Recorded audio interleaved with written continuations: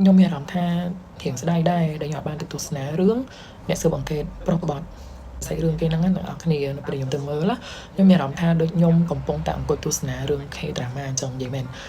ហើយអត់ស្ដាយលុយទេហើយក៏ស្ដាយដែរដែលយើងអាចបានទៅមើលលឿនជាងហ្នឹងនឹងអាចដែលយើងអាច review អាចវិតម្លៃសាច់រឿងគេបានអីអញ្ចឹងណានៅក្នុងសាច់រឿងគេហ្នឹងគឺមាន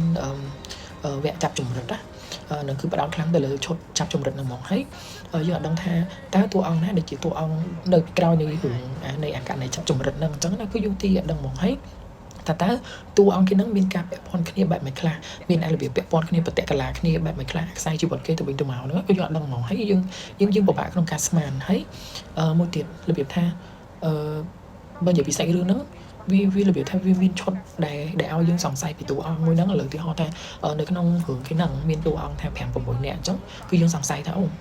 តិចម្នាក់នេះជាបុគ្គលដែលប្រព្រឹត្តរឿងអីមួយទៅទីហោថានៅក្នុងរឿងហ្នឹងមានបាត់លុយបាត់អីអញ្ចឹងណាបាត់លុយឡើងប្រហែល10000ដុល្លារហើយដល់ពេលហើយតួអង្គក្នុងសាច់រឿងហ្នឹងគឺយើងអាចស្មានបានថាម្នាក់ណាអ្នកយកលុយម្នាក់ណាអ្នកអានេះអានោះអីអញ្ចឹងណាតិចបុគ្គល A អ្នកយកលុយតិចបុគ្គល B អ្នកយកលុយដល់ពេលចុងក្រោយបុគ្គល C អីយ៉ាងទៅរបៀបអញ្ចឹងពេលខ្លះយើងនឹកស្មានអត់ត្រូវទេហើយគាត់ចង់ប្រាប់ថាចេះរឿងហ្នឹងណាចិត្តអស់ថ្ងៃប្រចាំហើយពេលខ្ញុំទៅមើលហ្នឹងខ្ញុំឆែកការវិភាគគេគឺជានៅសល់ត្រឹមថ្ងៃពហុទី27ខែសីហាហ្នឹងទេហើយនឹងថ្ងៃសុក្រទី28ខែសីហាហើយរួមកុនតែប្រចាំរឿងហ្នឹងចុងក្រោយគេគឺមានតែនៅ Legend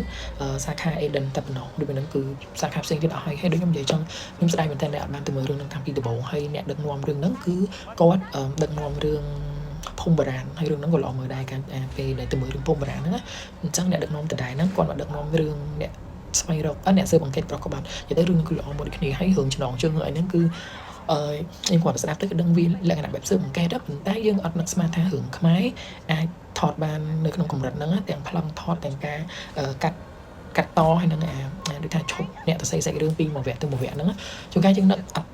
ត់ស្មានដល់ថារឿងហ្នឹងវាមិនអីមិនទេតែគាត់ថារឿងហ្នឹងចុងក្រោយទៅ happy ending មិន sad ending ណាមាន sad ដែរប៉ុន្តែរបៀបថាគេធ្វើមិនវាផ្ដល់ជាតម្លៃអប់រំដល់យើងអីអញ្ចឹងណាតែបើសិនជាអ្នកនរគ្នាចង់ដឹងដោយសារ3ថ្ងៃទៀតផុតការវិភាគប្រចាំហើយអញ្ចឹងអាចទៅទស្សនាបាននៅអង្គរដែលសាខាចុងក្រោយគឺនៅ Legend Eden ហ្នឹងសម្រាប់សាច់រឿងនេះគឺសូម rate ឲ្យ8លើក10ចាស់អត់ rate ឲ្យច្រើនទេទុកឲ្យអ្នកនរគ្នាទៅទស្សនាដោយខ្លួនឯងដោយសារ3ថ្ងៃទៀតទេគេចុះប្រចាំហើយអញ្ចឹងអាចទស្សនាវិតបានអរគុណជម្រាបលាបាយបាយ